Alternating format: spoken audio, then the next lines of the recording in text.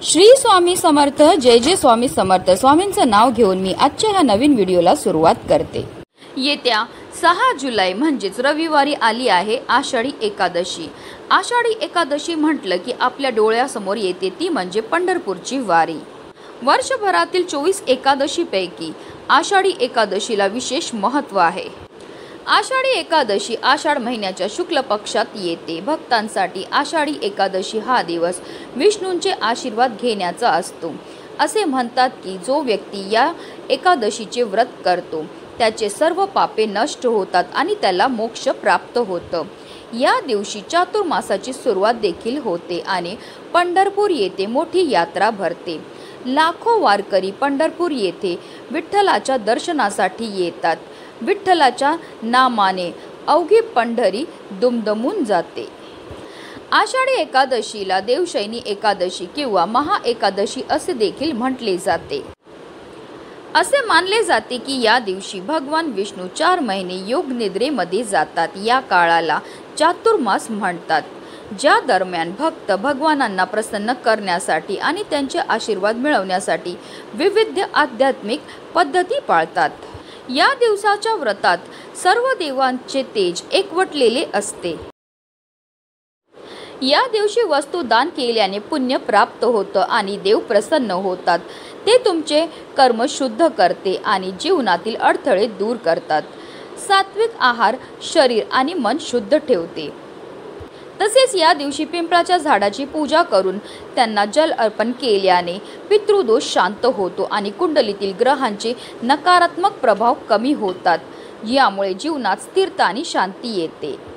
या दिवशी विठ्ठल रखुमाईची संयुक्त पूजा घरात सुख समृद्धी आणते। संपत्तीत अपार वाढ होते आणि सर्व इच्छा पूर्ण होतात।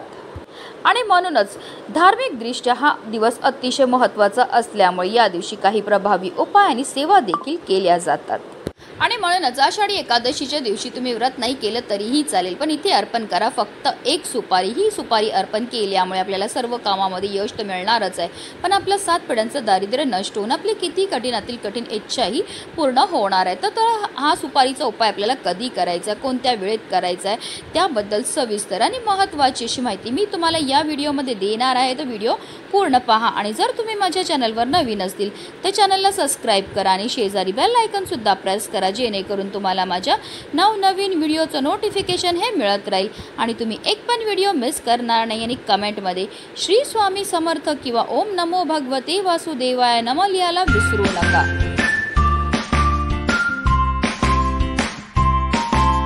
तुम्ही एकादशीचं व्रत करत नसतील तरी सुद्धा तुम्हाला आषाढी एकादशी आणि कार्तिकी एकादशी या 2 एकादशींचं आवर्जून व्रत हे करायचं। या 2 एकादशीचं व्रत केल्यामुळे आपल्याला वर्षभरामध्ये येणाऱ्या 24 एकादशीचं व्रत केल्याचं पुण्य हे प्राप्त होत असतं। आषाढी एकादशीच्या दिवशी आपल्याला सकाळी ब्रह्ममुहूर्तावर उठायचे आणि अंथरुणामध्येच आपल्याला श्री हरी विष्णू आणि माता लक्ष्मीचं स्मरण करायचं आणि दिवसाला सुरुवात ही करायची। त्यानंतर आंघोळीच्या पाण्यामध्ये आपल्याला हळद आणि गंगाजल टाकून स्नान करायचं। जर तुम्हाला शक्य असेल तर आवर्जून या दिवशी तीर्थक्षेत्री जाऊन स्नान करा। स्नान केल्यानंतर आपल्या यथाशक्तीप्रमाणे आपल्याला दान हे करायचे। हे दान केल्यामुळे आपल्यावर श्री हरी विष्णू आणि माता लक्ष्मीची भरभरून कृपाही होणार आहे। स्नान केल्यानंतर आपल्याला स्वच्छ वस्त्र परिधान करायचे।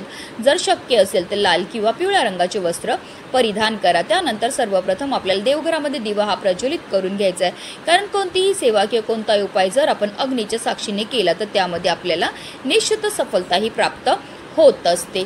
त्यानंतर आपल्याला व्रत करायचा संकल्प हा घ्यायचा आहे। आता तुमच्याकडे श्रीहरी विष्णूंची मूर्ती असेल किंवा तुमच्याकडे विठ्ठलाची मूर्ती असेल तर त्यांना तुम्हाला पंचामृताने किंवा जलाभिषेक हा करून घ्यायचा। पुन्हा त्यांना स्वच्छ पुसून त्यांच्या स्थानावर ठेवायचं आहे। त्यांना हळद अर्पण करून घ्यायची आहे।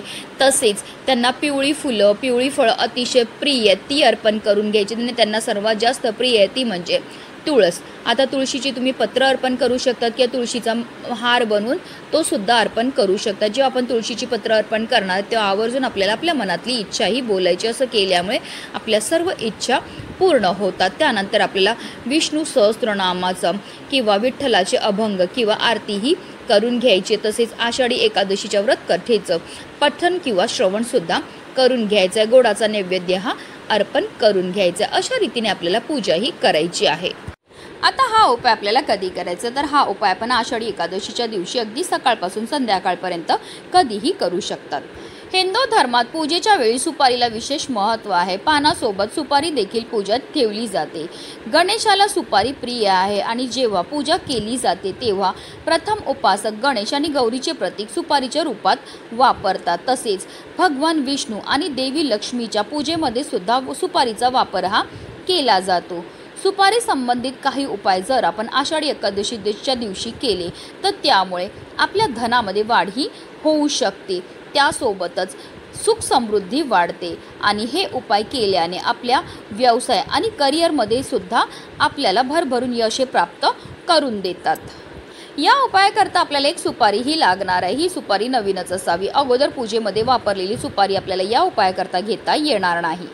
हा संपूर्ण उपाय आपण देवघरामध्ये बसूनच करणार आहे. तर आपल्याला एक तामण घ्यायचं आहे. तामणामध्ये आपल्याला या सुपारीला ठेवायचं आणि या सुपारीवर आपल्याला जलाभिषेक हा करायचा. 11 पळी पाणी आपल्याला सुपारीवर अर्पण करायचं. प्रत्येक पळी पाणी अर्पण करताना आपल्याला ओम नमो भगवते वासुदेवाय नमः या प्रभावी मंत्राचा जप हा करायचा. अभिषेक करून झाल्यानंतर या सुपारीला आपल्याला स्वच्छ पुसून घ्यायचं आहे.